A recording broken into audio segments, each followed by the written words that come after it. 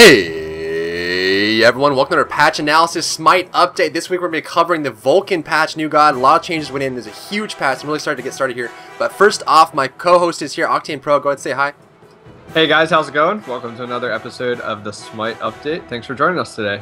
So you're excited as I am to see these changes go through, and the fact the new god too. Definitely, they had trouble with Vulcan at first. They were going to make him a mage, a melee mage, and they changed their mind and delayed him and all that kind of stuff. So we'll see how that ends up working out. So you want to go ahead and get us started here? Sure, no problem. So to start out the patch, new god was introduced, Vulcan, and kind of looks like 3 abilities and his passive. So let's go over his passive to get started. It's called Forge.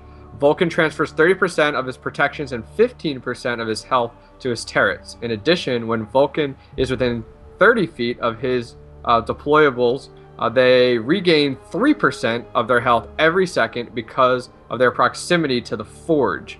So that's kind of his passive. It's kind of interesting, just the way that we're seeing for the first time a god that has the ability to interact with, you can call them pets, I guess. I think that's what we see later on in the patch, a reference to pets. So what are your thoughts on that, Dry Bear? I like it, and I have a lot of concerns. I mean, it's really just going to depend on like how it works out, because it seems like they could be very squishy in the beginning. I mean, just the god reveal, or even just watching Hi-Rez Bart play it on the stream, it seemed like it was very easy to take down the turret. So I'm wondering, a couple things like, are they affected by AoE? Can they be targeted specifically? Do they block projectiles? That's pretty important there too. So a lot of things go into that, especially since they are stationary. They should have more benefits than simply, the cats or the spiders or anything like that. So they do have those companion aspect. So I'm just holding off until I see it in game, just to see exactly how that works out. Yeah, I'm interested to see, as you said there, like how the priority works. Like, do the minions attack them first compared to you? And vice versa. How they react to minions versus gods and towers. So, we'll definitely have to see how that rolls out. His first ability, which will be on his number 1, is Backfire.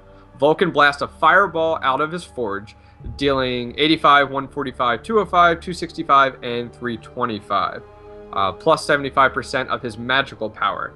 So this is kind of a little change from originally, but this is showing that, as it says here, magical damage to all enemies into his path.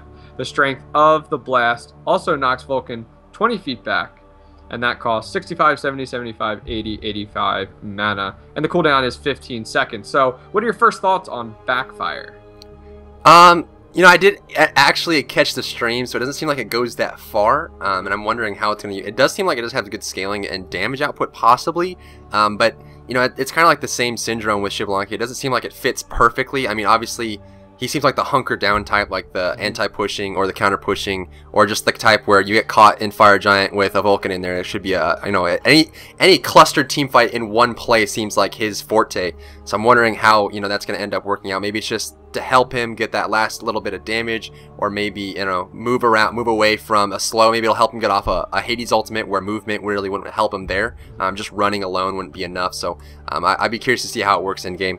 Yeah, from everything I saw watching Bart actually reveal him, it almost reminds me of like a backwards impale for Anhur.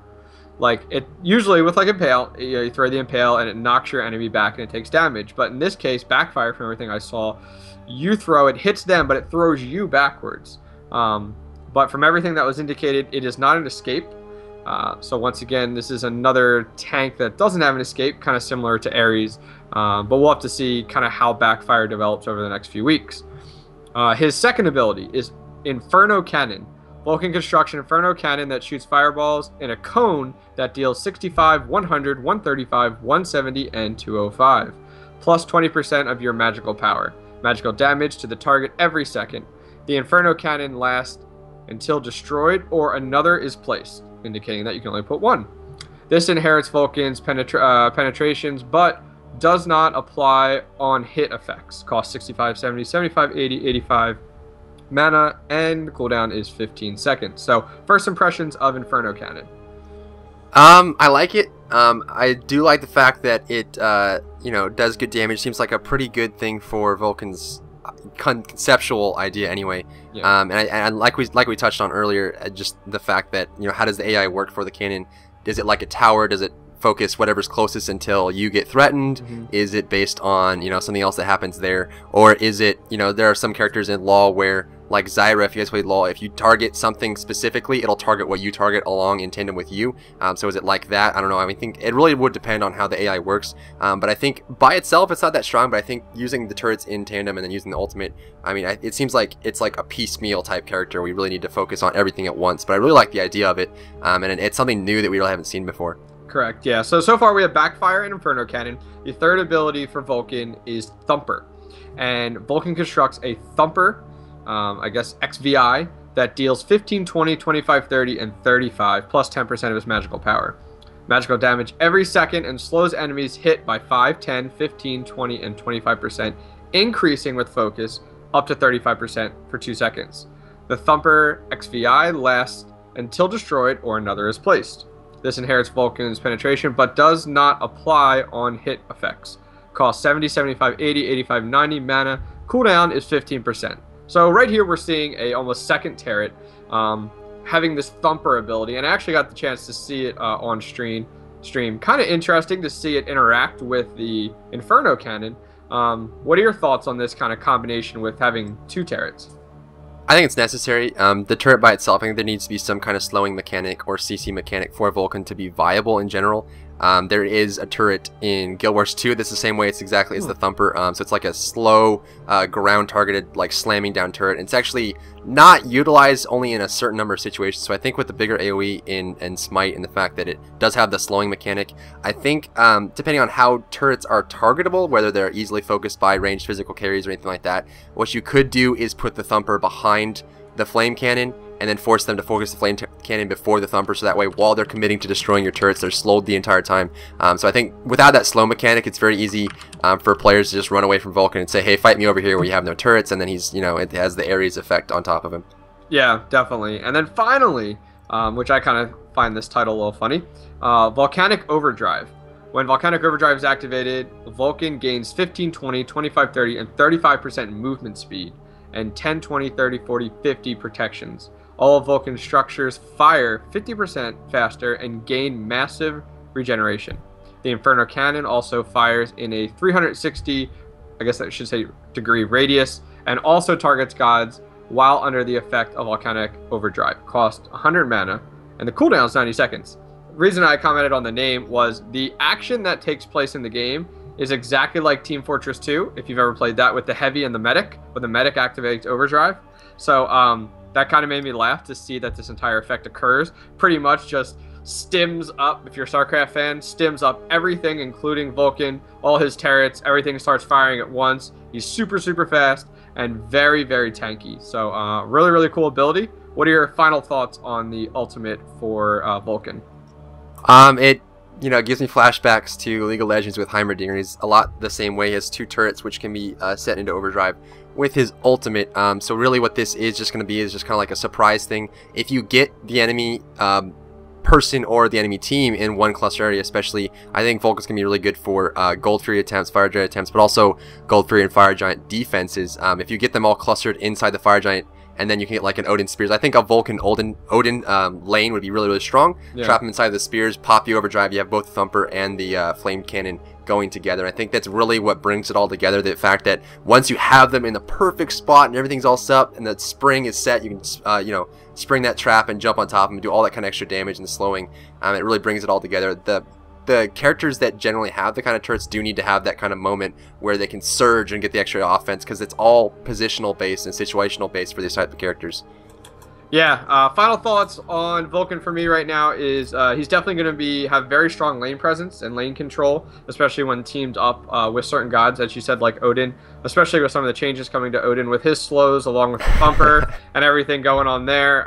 You know, yeah, it could be a very powerful lane combination, but as it goes, you know, it's going to be seeing the next week how this actually works out, and if we're going to see another overpowered god released from high res, or if he's actually going to be polished off and looking good. What are your final thoughts on Vulcan? As far as towards the overpowered thought, I think it's going to be one of those characters that's going to start out underpowered until people really start to figure out how to set yourself up, how to use him correctly, how to be. He seems like one of those characters that's completely situational and location based. And once you get that kind of mindset set in, I mean, with Heimerdinger in LoL, you sit in a bush and you wait, but when someone walks in the bush, you pop your ultimate, and now you have 2 turrets, Heimerdinger, and all that kind of stuff attacking you, and you don't really realize that you just walked into a trap. So I think he's going to be a lot like that kind of character, where it's all based on placement and location, which those type of characters are not easily mastered in the beginning, because, you know, if you put down a turret and they just walk away, or, you know, that team fight starts and you weren't really you try to predict where the team fight was going to be and you missed it and your turrets aren't there for the team fight, then all of a sudden you lose out on that effectiveness for your team. So I think it's really going to be a play style based character that's really important on utilizing him in the correct way and being prepared ahead of time and just having a lot of experience with the character. So I think it'll probably be about a week before people start utilizing him to its fullest. Yeah, definitely. And finally, last thing for Vulcan, we are going to see him actually released with a additional skin away from his default one. It is labeled the Vulcan Ironsmith, and so I'm really interested to see how that looks. Have you had a chance to see that yet or not yet? Not yet. I'm very curious to see what it is going to be, because a lot of times it's hit or miss, like the Bacchus one where they made him yellow, or the Xbalanque was okay, the Loki was okay, but I don't know, the skins that tend to come along are just like I don't know, like a weird colored reskin, so I'm not really too excited about that. The Hercules one was okay. It wasn't too bad. I like the idea of it, but, you know, I'm not too excited about, unless they decide to go big on this one. Yeah, definitely. And yeah, finally that'll bring us into the next section of the patch notes, which is general. So for the general, there are a lot of bug fixes in this one, but there's definitely some stuff that people can get excited about, and we'll get to that in a second. But first off, clan tags can now be up to 5 characters. And existing clans who have already named their clan have the opportunity to change their clan tag without a cooldown period, so you get basically like a free respec or a free rename in that fashion. So it's something that for characters, and I think this happens, there can be a lot of misconstrued clan tags, because if you're constricted to 3 characters, there's some clans that would have the same 3 characters if they did abbreviate, so maybe giving the extra characters really does help. And there are teams that have 5-letter names, like Juice or Omega Gaming could just do Omega instead of OMG or something like that. So constricting them to 3 characters really kind of hurts them, especially as the game grows, and there are a lot of similarities between team names. And I know there are a lot of sponsorship teams that are very common to other games, like, you know, SK, MSI, and all those teams that really are, you know, global. They go against all games. All games have a team from each game under that banner, so we'll see if that does help out with that. Yeah, definitely. My first thought right there when it's like 5 characters, like, oh, this is fitting just for Juice. And then I was like, oh, wait. And then I was like, oh, wait. We've heard news of little rumors of Juice getting picked up by a professional organization. And I was like, ha, name's changing just in time for Hi-Rez to make the adjustment for you. But all kidding aside, I think this is definitely really cool. I'm happy to hear about it. And yeah, we'll have to see if we get some more unique team names coming out from here on out. Yeah, it's just more competitive stuff, so it's really awesome that they're going to be doing that for everyone. So it's just growing on the competitive scene. It's really going to help the game grow and everything kind of change. So the next thing, they're reintroducing the novice queue, which some people missed and some people didn't. So what this is, if you weren't around in the closed beta when there was a novice queue, originally it was the first 6 levels. Now it is the first 5 levels. Levels 1 to 5, you are set into a separate queue called the novice queue, and this is just for the game mode Conquest. So if you're trying to queue for Conquest in levels 1 to 5, your account level, not your character level, then you will be set into a novice queue, which means that you are separate from everyone else. So if you have a level 30 friend you're trying to play with, he won't be able to play with you in Conquest. However, this does not apply to Arena and Domination. So if you have a new friend and you want to introduce him to the game, you can easily go into the Match of the Day or Arena and Domination and just hop into that, and then you can level up to 5 or level 6, whatever the necessary is. So once you hit level 6, you'll then go to Conquest with your friend. And I think this is just separating the new people so they don't jump in and just get yelled at, or, you know, just too much at once, because Conquest is a little more serious than Arena and Domination, so it kind of helps the new players get into a setting where they'll learn the gods and what they do, and then they'll go into a more serious long game with Conquest and have better knowledge base. Yeah, I'm actually really pleased by this. I think Hi-Rez is starting to move in the right direction as to starting to segregate out players by their level in order to keep the skill level the same. A lot of the times, you know, we saw like more recent patches where they went, okay, you have to be 30 and above to play ranked. You know, that's it. Everyone else is just over there. And, you know, it was quite a shame. But I'm starting to I like the direction they're starting to go. I personally still feel, as I said the other week, that I'd love to see leagues developed or for each you know, depending on where you're at in your skill level, so that you'll be playing with the same amount of people. Now that'll come with player base and all, but I feel this is the first step in starting to segregate players by their skill level. And this is you know, if you were to compare it to other games, this is your bronze skill level, levels 1 through 5, and this is people learning to play the game. They should be with other people that are learning to play the game, so it's not, you know, we don't have these trolling going on from higher level players getting mad at lower level players and all that garbage. So long story short, I'm very happy with the direction they're starting to go. Absolutely, and it does, you know, it's more conducive to a happy environment with, you know, flowers and sunshine when you first come into the game, because there is that stigma where you go into a MOBA game and you're going to get yelled at, and there's just this ill nastiness that you're going to walk into. So hopefully that will help alleviate that problem. The next thing is pretty huge. It's something that has gone back and forth, and we touched on this in the last SMITE update, and I know Hyrus Travis is one of the ones who personally just does not like any queues greater than 3. He hates 4 queues, and he hates non-competitive, non-group 5 queues where it's just a bunch of friends, whatever.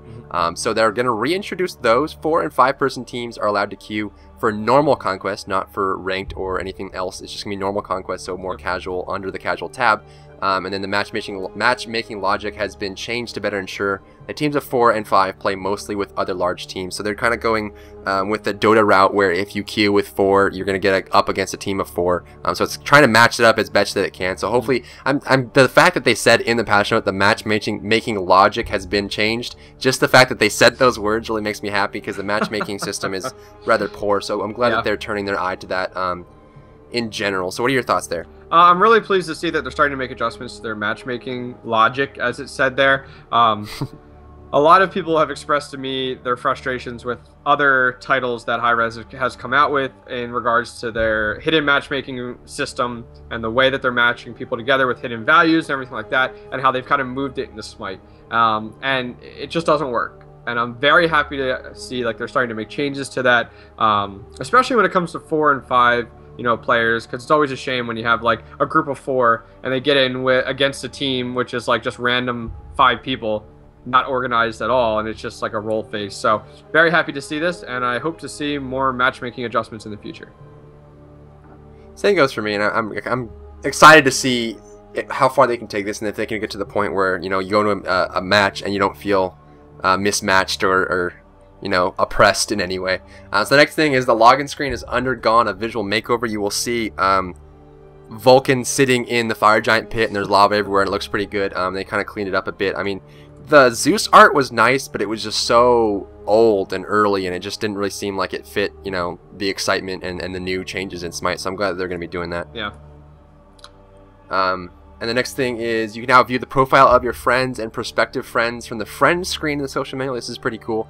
Just really connecting with friends and adding into the profile feature that they're really trying to work on, and make it more accessible.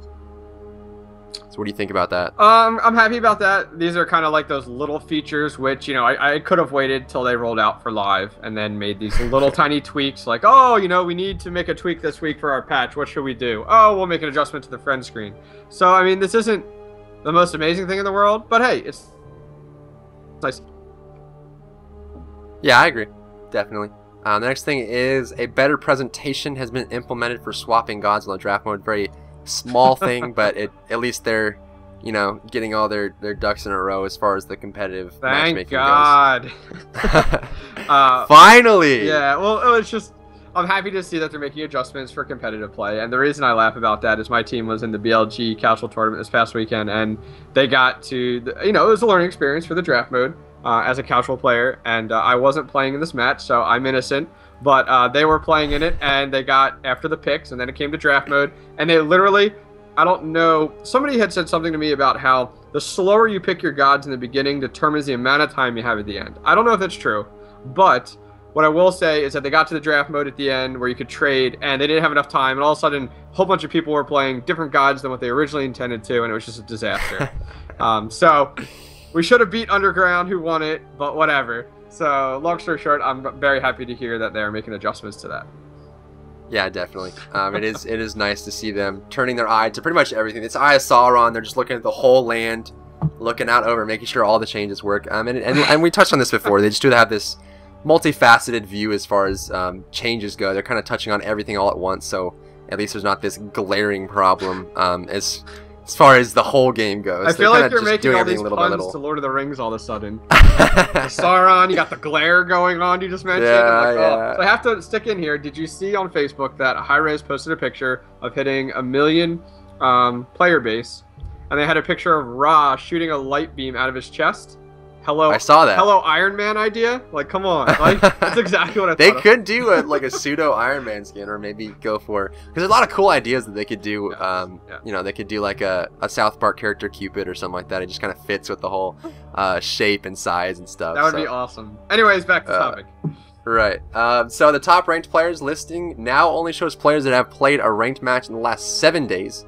Previously, it showed players that had played any type, so Dominion or Arena or anything like that. So this kind of keeps the top-ranked players a little bit more competitive, also a little bit more active. I know a lot of players, you know, you would see the top players sitting up there for quite a while, and as long as they, you know, maintained it with a few ranked matches, they could keep sitting up there, and anyone who was lower in the list was just stuck because they would be fighting for it and they really couldn't catch up or anything like that. So it makes it more competitive, and it makes the top-tiered players a little less...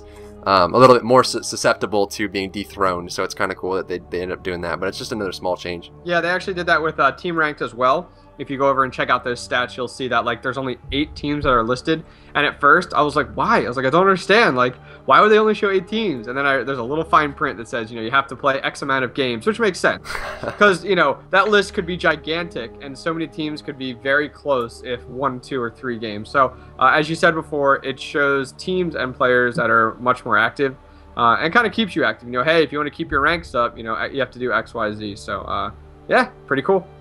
Right, definitely. And also, just a huge slew of bug fixes here, so I'll probably just drop right through these. They fixed a bug, which the stats link on the team page was not working. This was a small bug that not many people really knew about. They fixed several conditions on the end of the match lobby screen in which data was not populating correctly.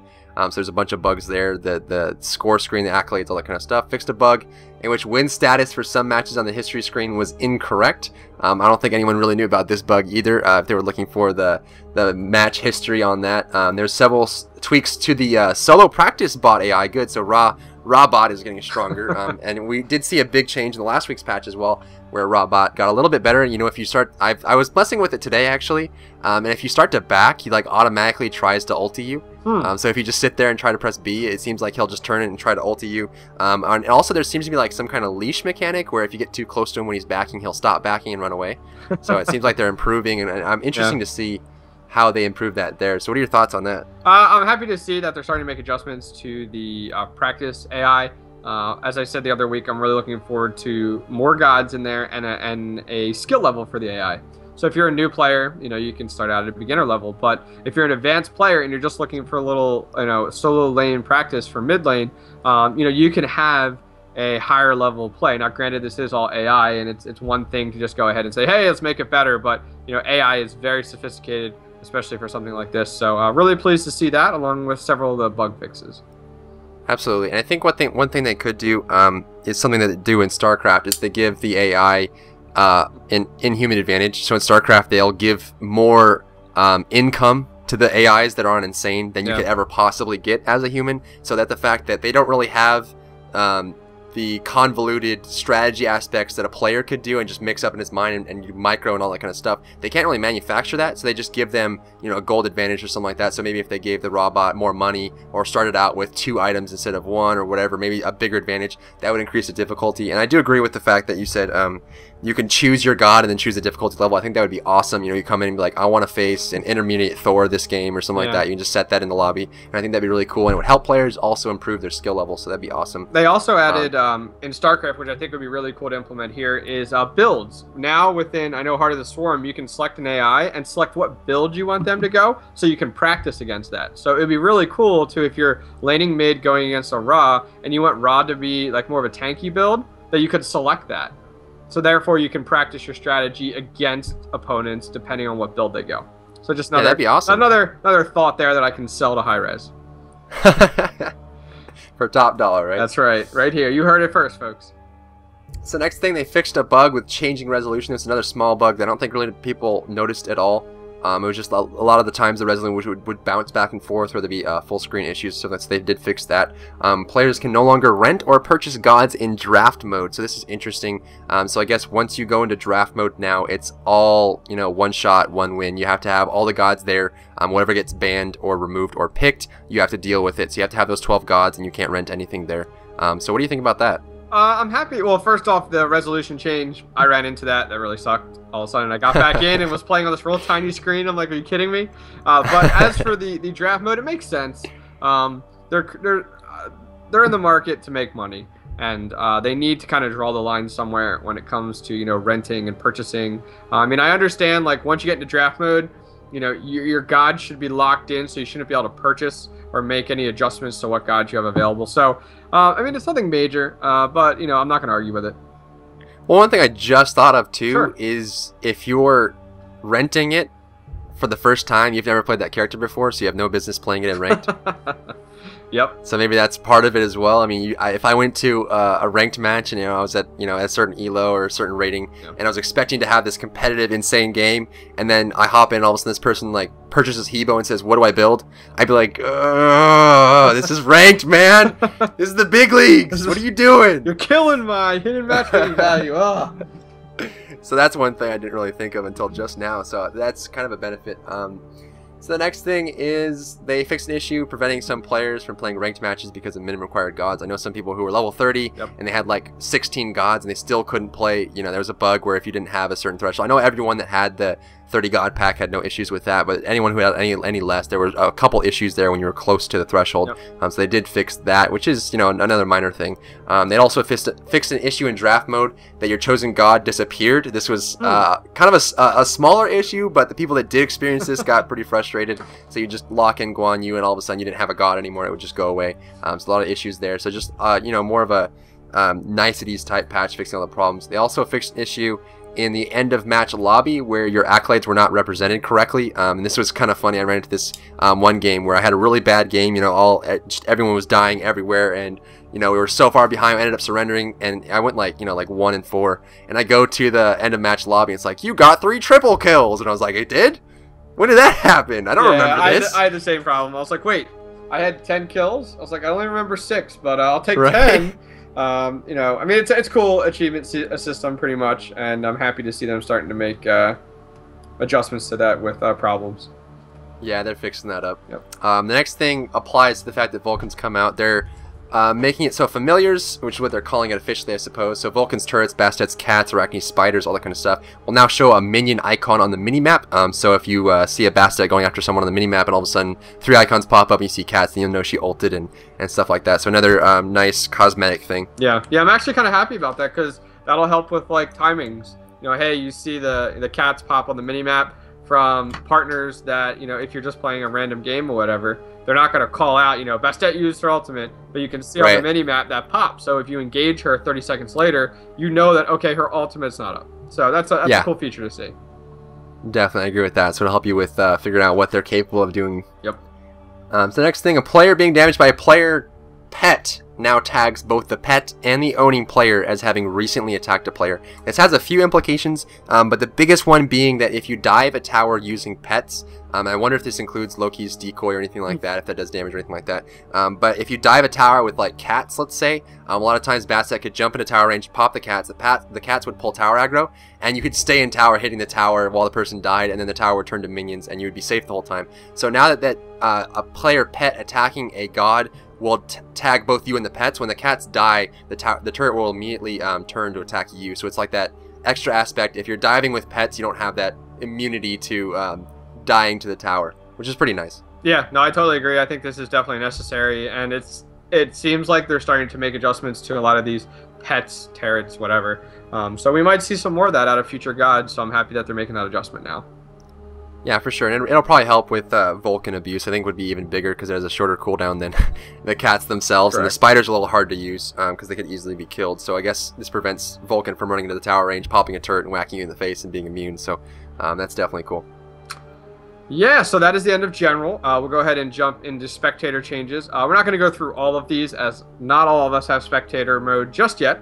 From my understanding, they're still testing 2.0. But just to highlight over a few quick things they did, they made some adjustments to the network glitches. They made adjustments to colorblind mode, some crashing that some people were running into when rewinding, some issues with the match invites. So if you want to go, see all that, make sure you guys go check that out. But there were probably about 8 or 9 different spectator changes to help improve how smooth it runs, along with the glitches that everyone was running into. Anything that kind of stood out to you, or not really? Not really anything that an average player would be excited about, but I like the fact that there's going to be spectator parties too. So if you have multiple shoutcasters for one event, then you can have one spectator who initiates the spectating or goes into a replay or something like that, and then anyone in the party that he's in will also follow him in it. So that's very awesome, and I think that's going to be utilized probably here in the next month if they end up having multiple shoutcasts. I know that'll help out Lionheart and Bart, who do tandem shoutcasting on big events and all that kind of stuff. So that's kind of like a really big feature that they were missing out on. I'm glad to see that going in. But other than that, they kind of just fixed some small things and just made it better. So I think the fact that every patch they're coming out with spectator changes and making it better and better means that they're getting close to having more of an end user available spectator client. Although the replay system is available, and any changes, spectator changes, guys, any spectator changes do apply to replay and demo mechanics. So if you are wondering about that, let's say you're someone who likes to watch replays or demos, that will affect that as well. Yeah, there's 2 handsome-looking men over here that are looking for spectator mode at some point here. Just saying, a little more shoutcasting. Intent, wink, wink, nudge, nudge. Yeah, that's right. I'm not developing a website all around SMITE replays or anything. SMITEreplays.com. Anyways, jumping into the next section, jungle camps. Cooldown buff. Plus 20 focus has been added to this buff. What's that about? No! This terrifies me. This is the most terrifying buff change I've ever seen. Yeah, it's interesting how they're making a ton of changes to focus and being able to get additional buffs off of that. What are your thoughts? I just have this burning hatred for focus mirrors, and I know that there's going to be a game after the patch, so I'm going to be sitting there, and I'm going to see a mirror come from the side with this white buff around his waist and freeze me for eternity, and I'm going to die. Yep. So I don't know if it needs to have that much focus. I think maybe 10 would be a little bit better, and I'm curious to see how people are going to end up utilizing this in the laning phase. I think it's really going to have the most focus effectiveness. But even, when an Emir picks up Sovereignty, which has 30 focus, that extends his stun by almost a second. So I mean, just 20 focus at level 1 when he has that buff right away. That's my main concern there, is focus, Scaling Pillar, or Anubis' Mummify, or anything like that. I think it just that I can see some abuse coming out of that. So we'll see how that does end up affecting it, maybe reducing it down a bit. But beyond that, I like the fact that they're touching the buffs. I don't know if they necessarily need, maybe do what they did in the last patch, is make it how the minions scale with the game. So maybe it starts out at like 5 focus at level 1, but as the game goes on, the buff gets better and better. I think that would be better than just saying, hey, here's a free 20 focus right when we start out. Yeah, they did make adjustments in previous patches to the jungle camps. I'm actually pretty happy with them. It makes it a little bit harder late game to just clear a million buffs at once, but I like what you said there about making the adjustment to the scale. I'd like to see several things scale in the game, and this would definitely be one of them, especially with 20 focus right off the start would be pretty dang strong, and I'm very fearful, as you said, with Ymir. I mean, I hate those times when you get frozen and you're sitting there and you're like, really? Your beads aren't up, and you're like, what? You're dead. By the time it's over, you're pretty much dead. So I agree with that. Second adjustment to the jungle buffs, damage buff. Plus 10 magical power and plus 5 physical power has been added to this buff. Same thoughts there, or no? Not really that much of a deal. Okay. I think the damage buff was a little bit weaker early on. It was a small, minimal change, and it got really good in the mid game, and then kind of fell off a little bit in the late game. Originally in the closed beta, it was a percentage base, so late game you could pop an elixir, you could get the fire giant buff and get the damage buff, and then you could come in with Hebo and get 3 stacks of flowing waters and come in and do a crushing wave, and then the server would crash because you killed everybody. So I think that, adjusting it as far as the early game and that kind of stuff, I do think they do. Same thing with this one. I think they need to have some scaling potentially there. 5 physical power is not very much, 10 magical power is not very much, but it does, I think this is in addition to what's already on there.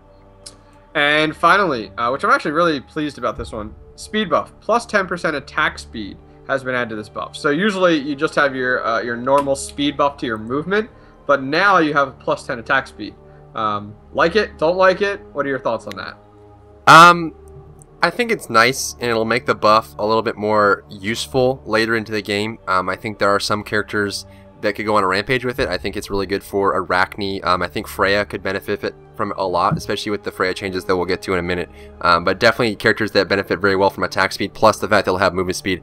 I'm wondering, you know, anytime I see a change like this, I'm curious to see how it will get abused, if it does get abused at all. So I think maybe some scaling there. But in the mid game and late game, 10% attack speed seems fine. It's just if there's any abuse in the beginning game is my only concern.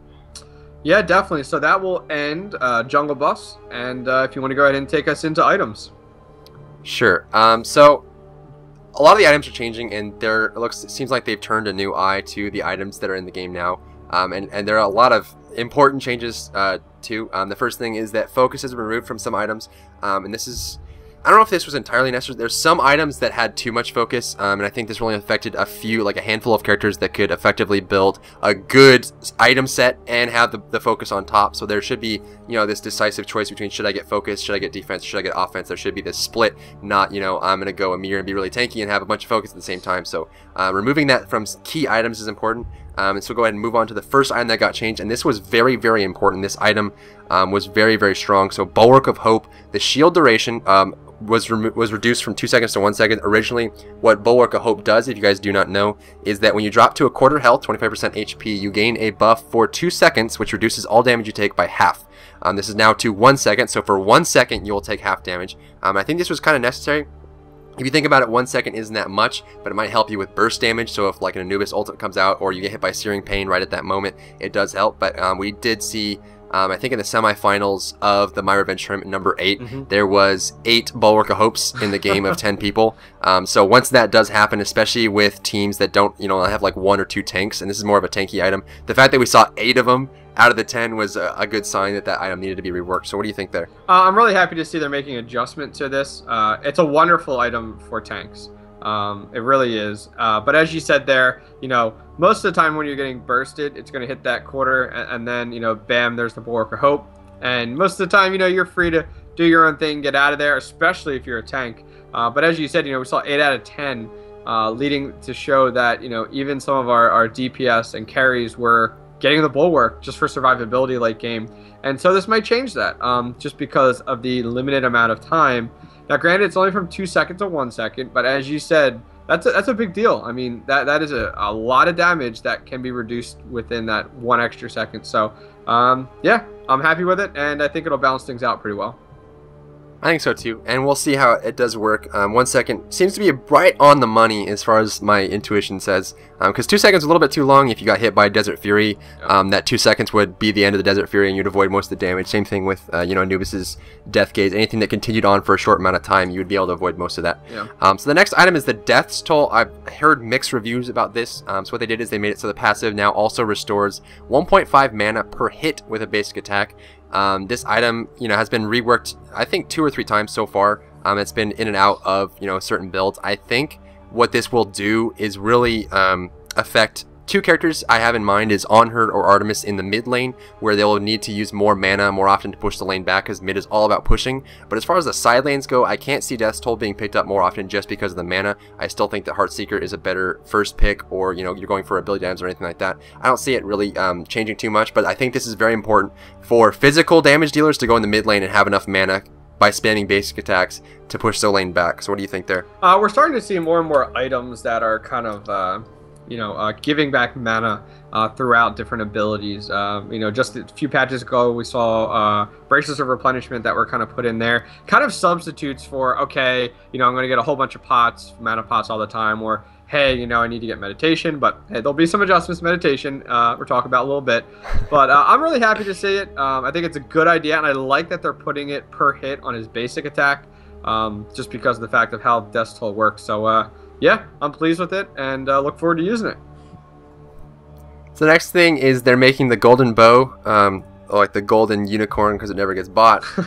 They made the radius of the additional damage increase from 10 feet to 15 feet. So now the area of effect from, if you guys don't know, because no one really buys golden bow, but golden bow makes it so your basic attacks will do splash damage, kind of like a item-based Bakasura ultimate. They increased the radius for that, so maybe this might affect certain builds. Maybe if you can get, I think, this item would be really good if we end up coming out with a god that has some kind of suck mechanic that pulls people together into a cluster. Because if you can imagine like a Loki going in with an assassination and aim strike with a golden bow on top of a bunch of people, that would be pretty huge because that kind of burst damage would help. But as far as, you know, the item goes, I think they're trying to adjust it, but they don't want to make it so, you know, it turns out to be an item that would just wreck entire teams. So a slight adjustment there.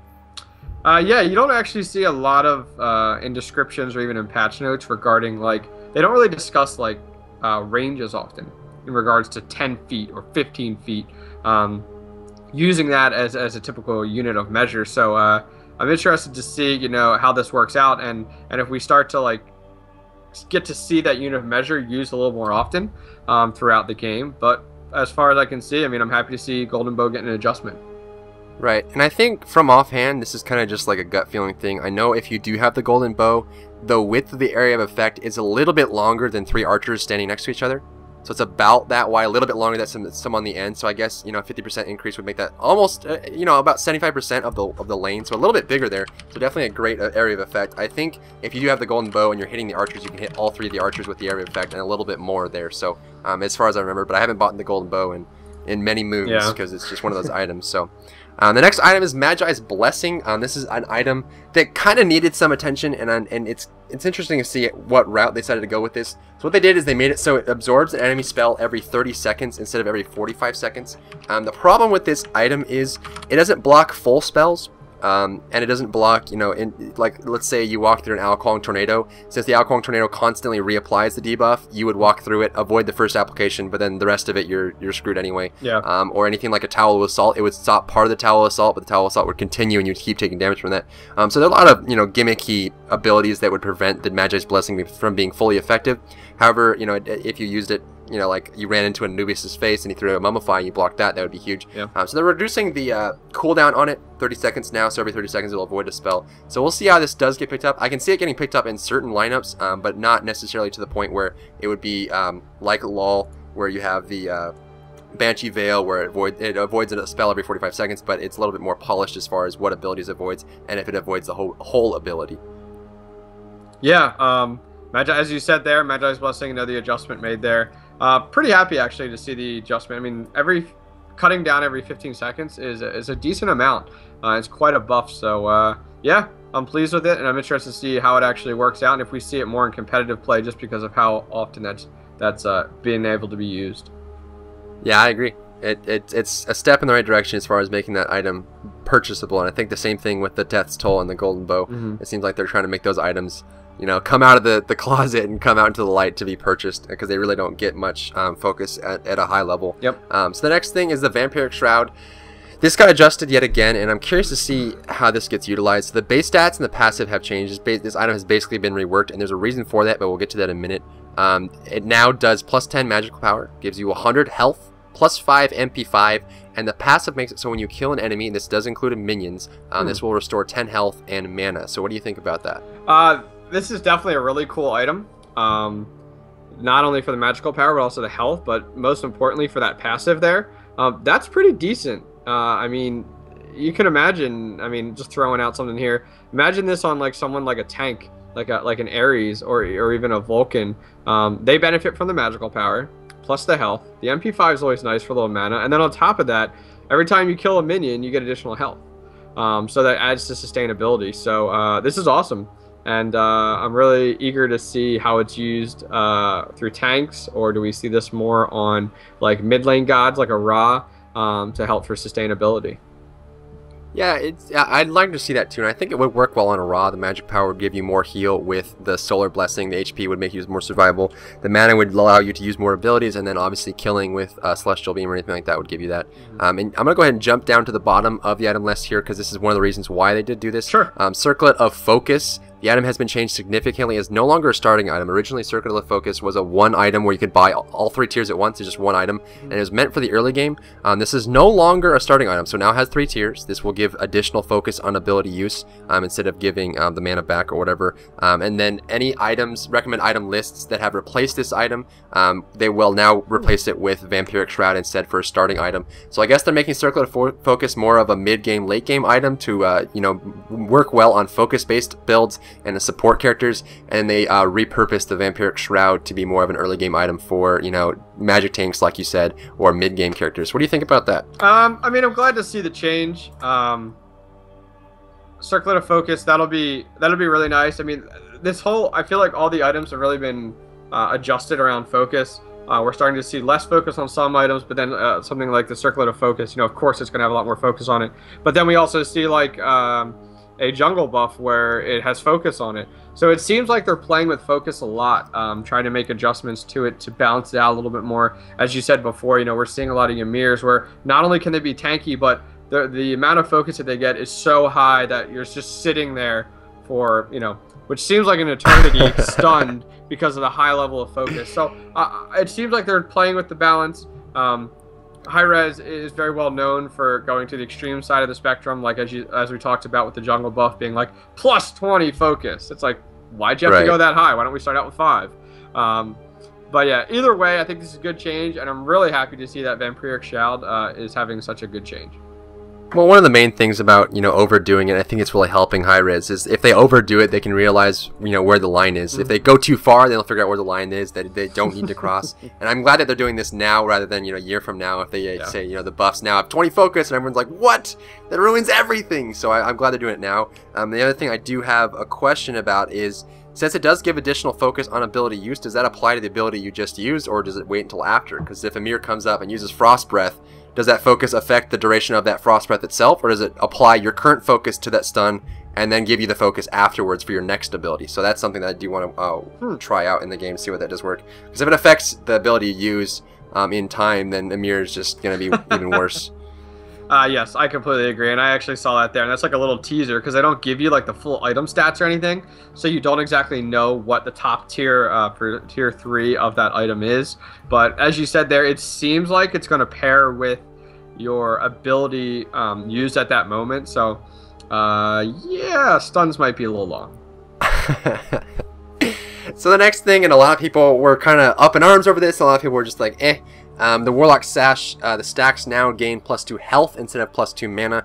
I think this changes a lot. It makes Warlock Sash into more of a defensive item, and also the fact that it prevents Alquonks from being able to stack Warlock Sash and the Book of Thoth at the same time, as they kind of both had the same you know, skill set as far as what you bought the item for, because you're getting the extra mana pool, and the Book of Thoth stacked well with the Warlock Sash, and it kind of got out of control. So I think they're making the Warlock Sash more of a tanky item, and then the Book of Thoth more of a damage item, whereas both give good stats as far as survivability, mana, and damage output for magic damage. So I kind of do like that change a little bit. What about you? Yeah, the Warlock Sash, I'm really happy to see that they're giving additional health there. A lot of the times you see that for more of your mage classes in game, and that additional, I mean, it's not crazy, but it's extra sustainability. And I think that's needed on some gods that are a little bit more glass cannon, so this will be nice.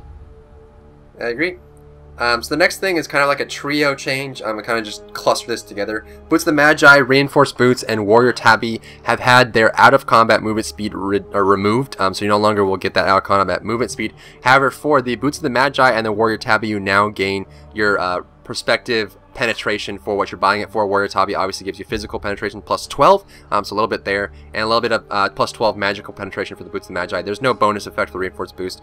I do like the fact they're removing the out-of-combat speed. It makes some characters a little bit too strong, like Monkey, who already had the Fleet Foot passive, where he could run around the map and farm everything. Like literally, he leaves the lane and comes back and has every buff in the game, and you don't know how long he's been gone, but it couldn't have been long enough for him to get all that. So it's kind of those things. I think it does help with the fact with characters that have very specific skill shots as well. I know once they did up the Godspeed about 2 months ago, characters like Anubis, who had a Mummify, had trouble landing that consistently because the gods were moving faster. So I think that does help with that as well. So what do you think about that? I'm going to miss the speed, to be honest, especially on gods like Ra, too.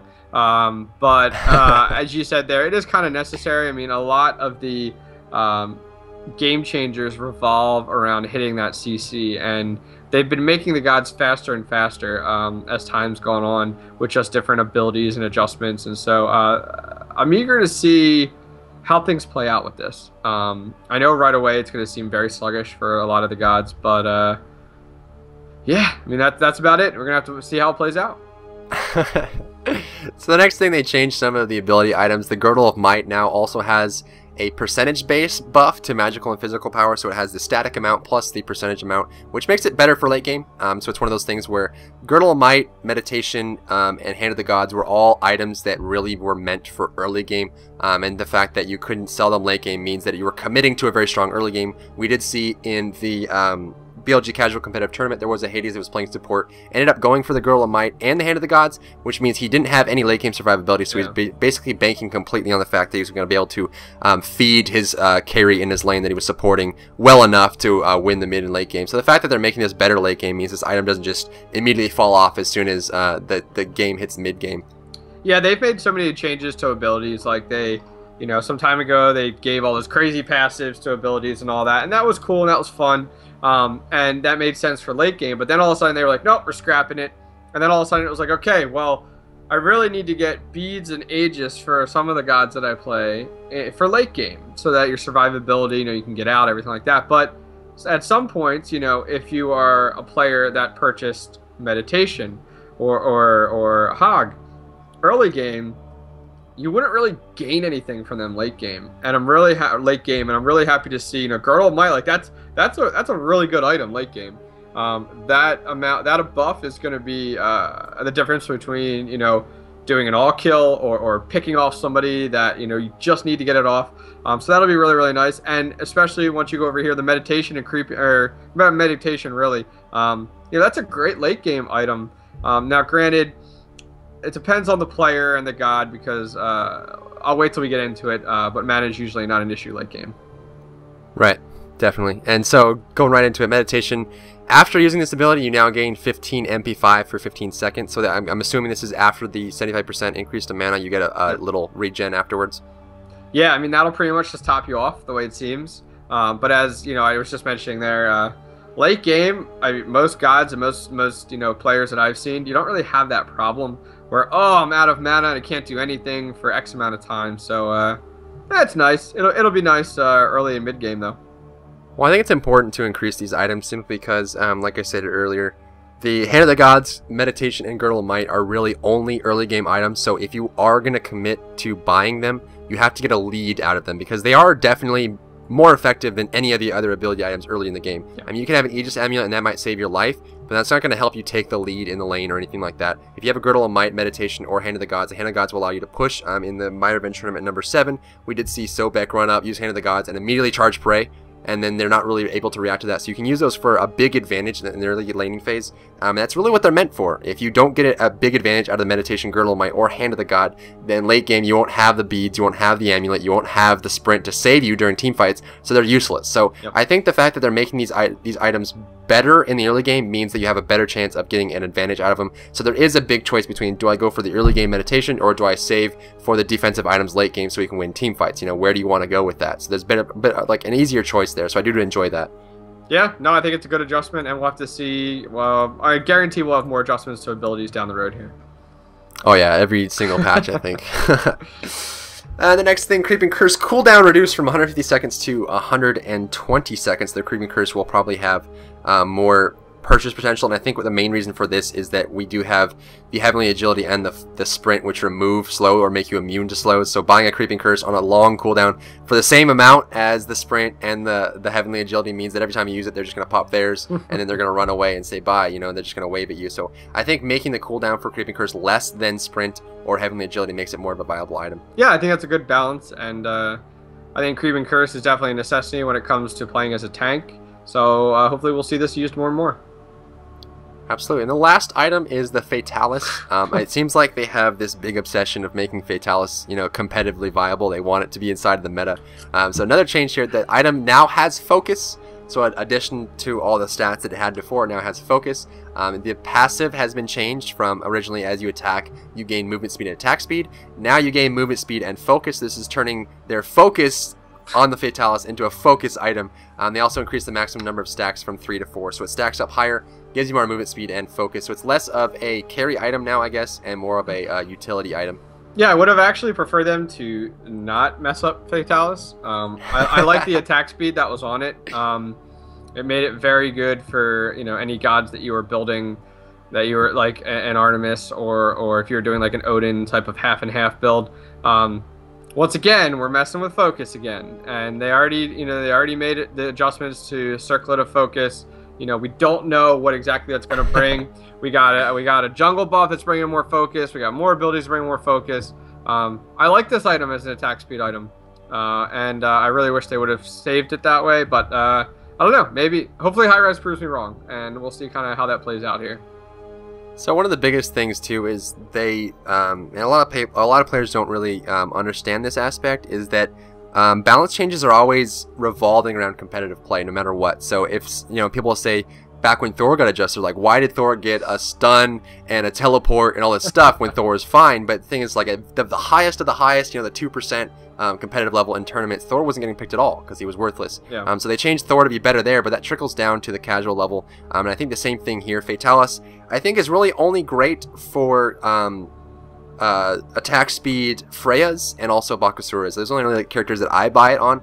I think there are better options as far as carries go, but for attack speed Freya and then Bakasura as well, because he's benefits so well from attack speed. It's one of the highest attack speed items in the game. I think this was really the only time you get purchased though, so maybe it'll focus more on assisting type gods. Maybe it'll go for Vulcan possibly, or you go for like a Vamana, maybe get more focus with a slow and stuff like that. So I don't really see this helping Fatalis's fate at all. I don't see this getting picked up more often in competitive play, but maybe this will have more of an effect for support players on more of a casual level, which might be more of a benefit. Yeah, you might be right. Well, anyways, let's go ahead and move into the most important section, gods. So starting out, we have Ares. We haven't really heard a lot, in regards to Ares in quite a number of patches, and finally we get it. Shackles, movement speed buff and debuff has been increased from 10% to 15%. So finally, Ares might be a little bit more viable, but probably not too much. Focus contribution has been increased from 0.1% to 0.15% per focus. So what are your thoughts on Ares? Did he need this adjustment? Did he not? I think he did. He had a very strong laning phase, but the fact that his ultimate was so subpar, and you could really easily counter it, meant that his laning phase, once he level 5, was kind of not that great. I think making his other abilities very, very strong means that he won't really have a reliance on his ultimate as much. The movement speed buff and debuff, if you guys don't know, Shackles steals movement speed, so it'll make you run faster and make them run slower. So 15% has been increased there. And also with the scaling contribution from focus, so maybe you could like a Void Blade Fatalis build on Ares or something, who knows. But I think he did need it, and I think he does need a little bit more to be more of a contender, but this is a step in the right direction. Yeah, Ares doesn't really have a strong CC. I mean, I guess you could say his ultimate pulls you back and then stuns you for like that quick second. And so to see an adjustment to Shackles to help out with movement speed, I think is definitely necessary. And hopefully I can see a little bit more out of it. So anyways, moving on to Freya, we have a Radiate. Damage has been increased from 40, 55, 70, 85, and 100 to 50, 70, 90, 110, and 130. Furthermore, magical power contributions has been increased from 30 to 35%. Did Freya really need a buff to Radiate? What are your thoughts? In all honesty, what are your thoughts? It terrifies me, just because late game Freya, especially if you go for like a hybrid build, and this can play into the fact that speed buff now gives attack speed. So if you pop a Radiate and pulse at the same time, your single target damage goes through the roof because you get bonuses from both.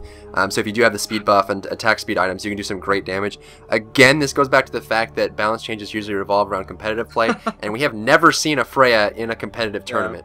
I don't think we've ever seen her picked once. I'd love to know where this came from, because I know you say, like, oh, it comes down to competitive play, but I mean, seriously, when I play Freya and I'm coming down the lane, popping a Radiate, I'm like, here comes Frank the Tank, watch out. Because, I mean, I don't care who you are, tank or glass cannon, it hurts. Oh, God, it destroys you. That's why, like, when I saw this, I was like, really? I was like, so you don't see her in competitive late game. So what the heck? So you're going to throw it in there? So, I don't know. It's interesting. I think High Res is in quite a predicament, because do they balance the game for, and I don't know what the exact percentage is, maybe it's 2, maybe it's 5, maybe it's 10, but do they balance the game for the minority or the majority? And that's where it becomes very difficult. I know there's a lot of other games, League of Legends, StarCraft 2, that they run into this a lot. Like, you have your casual players which are like, I don't understand this buff. Like, I don't understand why you would do this. And I think this is like same situation. Like, I'm just like, oh my gosh, like, This is going to hurt so bad. So I don't know. Maybe we'll see some more Freya in late game just because of this adjustment. Well, the thing is too is, and I saw, I don't know if it was Erez or whoever, but they were.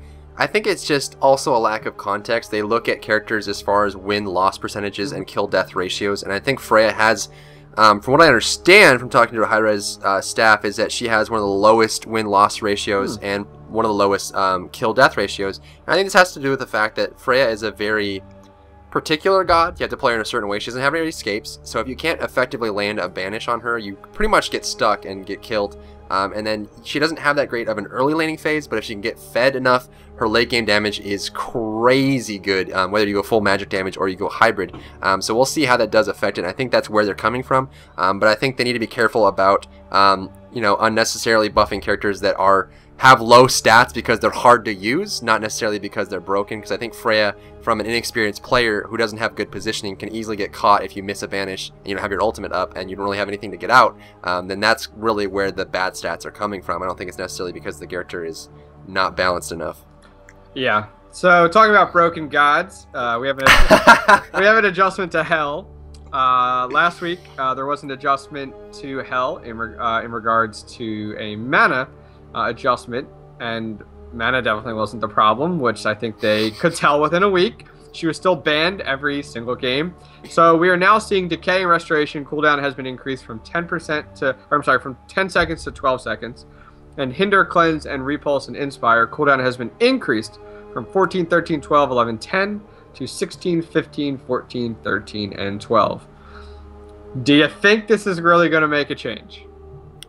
No, and I think it's just one of those things, like we said last week, it's just like the tiptoe effect. They're just going to sprinkle on as many sprinkles as they need to until eventually someone says, okay, we're good.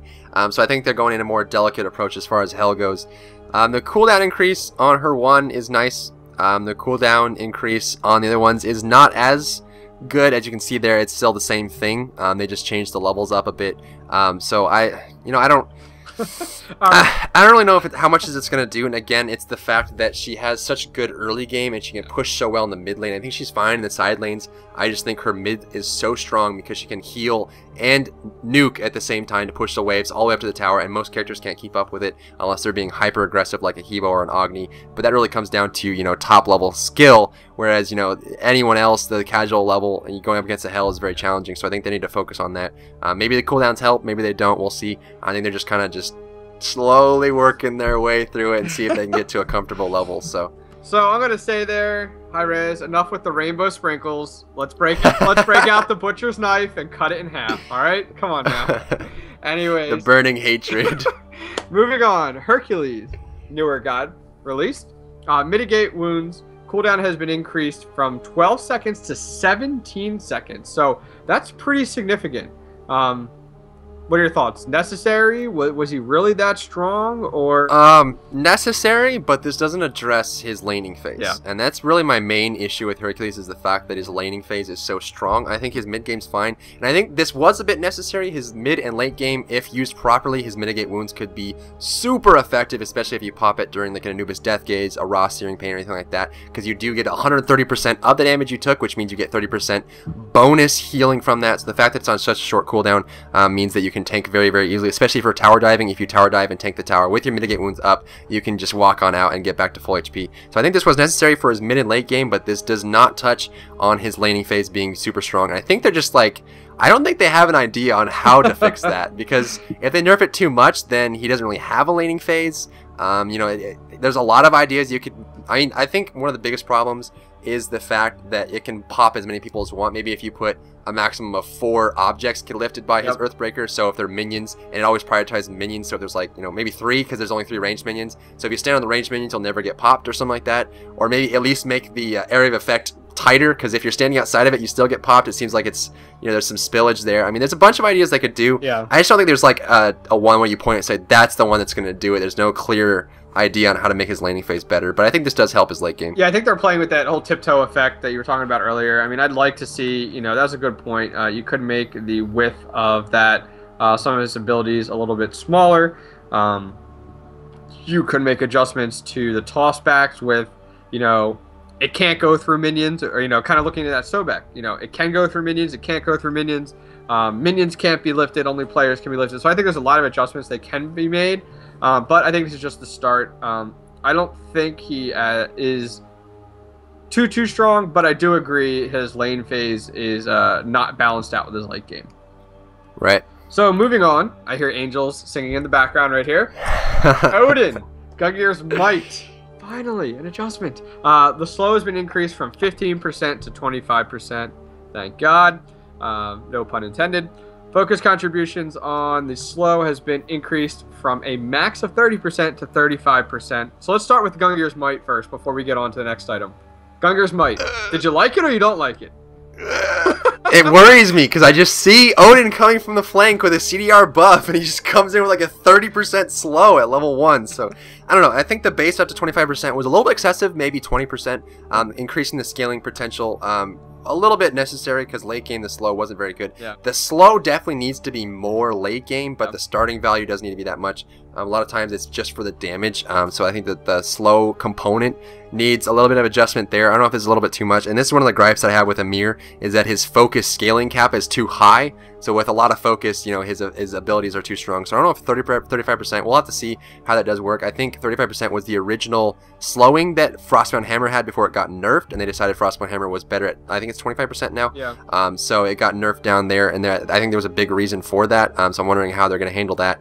So we'll see. I think Odin has a great laning phase. He's effective in every lane. He can be played effectively mid. Yep. So we'll see how that does work. And again, my big concern is the fact that I look over the patch notes, I see cooldown buff plus 20 focus, and I look back and I'm like, well, all right. Well, yeah, I mean, if you were to take that and a more expensive item like Frostbound Hammer and put that together with this, hey, our slow stacks, even slower. By the end of the game, Odin's just going to be like, hey, you, sit, stay. All right, I'm going to come back and get you. So anyways, moving on to something which I think has needed adjustment for a long time, but I don't think Hi-Rez has really known what to do with it. Odin's alt, Ring of Spears, base protection inside the ring has increased from 30 to 50.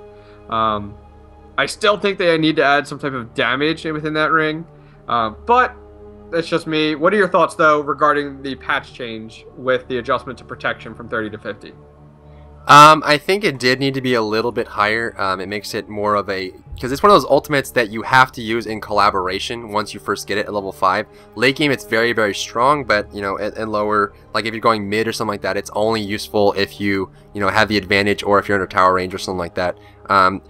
The thing that I have to be careful about is because this is one of those abilities that is a team fight ultimate. It's not, individual use ultimate. So if they make it too strong, it's good all game long, and it's like too much. Because if you think about it, if you're up against a team like a Shibalanki can't Rising Jaguar over the wall, everyone who has a dash can't go through the wall. So once you're in there, using this ultimate in collaboration with other characters is really, really strong, like a Zeus, like a Cupid ultimate, Hades ultimate, anything like that, or even, an Amir ultimate. It just works well with other, like even Death Gaze goes through the wall, Desert Fury goes through the wall, Searing Pain goes through the wall, so it traps you, and it's a team fight ultimate at its core.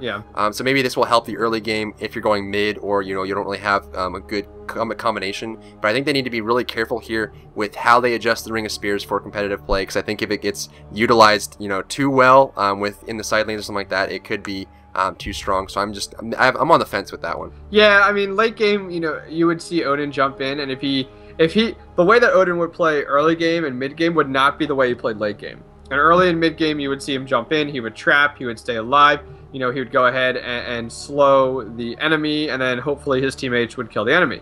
Well, late game, what you would see is Odin leaping in, using his Ring of Spears, and then being melted in 2 seconds, and it was a waste of time. So maybe that's where this buff's coming from, to the protection side. Not really sure, but we'll have to see how it works out. So one thing I did touch on, and I do have an Odin guide. It was one of my first few guides, and one thing I do tell my viewers in my Odin gameplays is that the Ring of Spears is really meant for picks, not really for team fights, because if you trap your whole team and their whole team in one Ring of Spears, you're gonna have like squishy players like a Hebo or like an Agni or something where they get trapped in, and we saw this multiple times utilized poorly and also utilized effectively in the My Revenge tournament, also the BLG casual competitive. In the My Revenge tournament, a bad example would be when Odin ran in with Shibalanki into the Fire Giant and then trapped Shibalanki on his team in with him in a clustered team fight, and Shibalanki got picked off and he couldn't rise Jaguar out, so he ended up dying. That's an example of a poor use. But one effective use we did see in the semifinals of the Minor Events Tournament number 8 is Odin ran behind the team fight. There were 3 enemy players back there, jumped down, trapped the Thor when his Mjolnir's attunement was down, and prevented the 2 on the other side from joining the team fight. So now Odin is trapping 3 players on one side facing him, and then now his team behind him is 4v2. So they have the big advantage back there. So it's all about separation and all that kind of stuff. So that's really why it's so strong. So I mean, I like to see how it gets used in competitive play. I think for casual play and anything below then, it's helpful because it does have a weaker early game without any collaboration. But I'm just concerned about the competitive aspect of it. Yep, very true. And finally, moving on to the last god of this patch for this week, Loki. Assassinate no longer hits players that were not targeted. I didn't realize this was such a big issue. Is it or no? No, not really. Sometimes if you do teleport over someone and hit someone behind them, they'll both take damage from it, although the stun wouldn't be applied. This was, again, a very, very small bug that no one really knew about, but it's a good thing to see that they're catching these. I think they're just, an army of really, observant people that are putting in good bug reports, and that's why we see a lot of these bugs being fixed. But again, this isn't something that I think, 90% of the Smite players even realize happened. Yeah, no, I agree. I mean, it's little things here and there. But yeah, that kind of sums it up for this week's patch. So what do you think overall as far as the changes go? This is quite a big patch overall. I mean, we're not only seeing a lot of adjustments to some old and new gods, but we're also seeing adjustments to a lot of items. And then we see a new god getting introduced. So I think there's going to be a lot of balance in the next patch that comes out. A lot of adjustments, a few things taken back from what they did, adjustments to items going back the way they did, maybe abilities. It's a big patch to see after such a large one that came out last week that we just did an episode on. So, I mean, I'm pretty pleased with it, especially with the gods, for some of them, except for Freya and Hel. But outside of that, yeah, I think it's a great patch. And I'm really happy to see that Hi-Rez is not trying to mess around with the basics of their game. The basics that were established 6 months ago, like in regards to the map layout and all that stuff. Now, granted, they made adjustments like just the other month, but they were all of a sudden making all these gigantic adjustments to their game so close to launch, and now they're finally doing the adjustments that I'd like to see. The little tweaks here and there, the little balance changes, the item tweaks. So I think they're moving in the right direction, and I'm really happy to see that they're starting to put a little closer eye on competitive play and balance changes. What about you?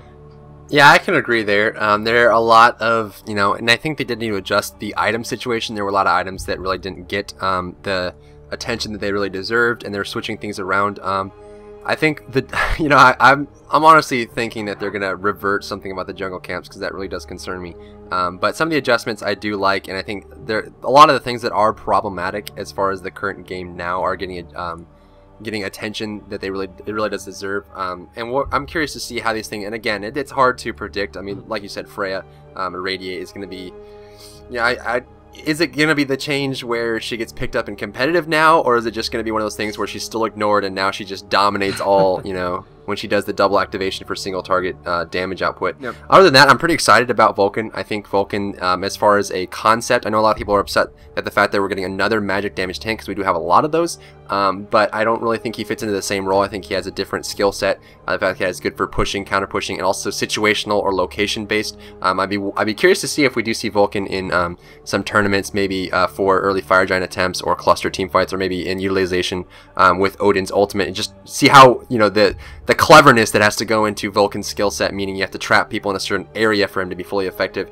And I'd be pretty awestruck to see a really top tier player utilize Vulcan to his fullest. But other than that, yeah, I'm pretty impressed with this, and I think this is all good things overall. And I'm just gonna have to wait and see how these things look in game. Yeah, we'll have to play around with Vulcan a little bit between now and the next patch. Hopefully it's not next week. The only reason I say it is because I'd hate to see Hi-Rez on a weekly patch update and change, because that's quite a bit. But that'll at least give us some time to play around with him and report back to the viewers kind of our thoughts on him next week. Well, I think it will come out this week, simply because they did have some of this, because they had to delay Vulcan because they were restructuring him. Yep. So I think that's why this is this week. Yep. And if you look at the patch, really, I mean, it's a lot of changes they were probably thinking about already, plus a bunch of bugs. So maybe this is kind of like a mini patch with a lot of content, plus the Vulcan. So hopefully this does come out this week. Yeah, but I don't... it might come out later, but I think it's probably Thursday the same time, Thursday morning. So hopefully that does come out, and we'll all get to see Vulcan. Do you have any final thoughts? Final thoughts as I am excited to play, especially with some of these adjustments, and hopefully the patch comes out sooner than later. Same goes for me. So, as always, my name is Drybear. Thanks for tuning in. Don't forget to rate, comment, and subscribe. And my co-host here is Octane Pro. If you want to go ahead and check out his YouTube channel, that will be in the description, as well as his twitch.tv channel. I will put a link or an annotation on the screen for you to go ahead and head over to his channel and subscribe to him, as he does put out content. And beyond that, look forward to my Vulcan commentary coming out here. Will be the day of Vulcan, if he doesn't get banned like Hercules did. Did get trolled there. But beyond that, yeah, thanks for tuning in, and I appreciate your views, and we look forward to seeing you in the next SMITE update.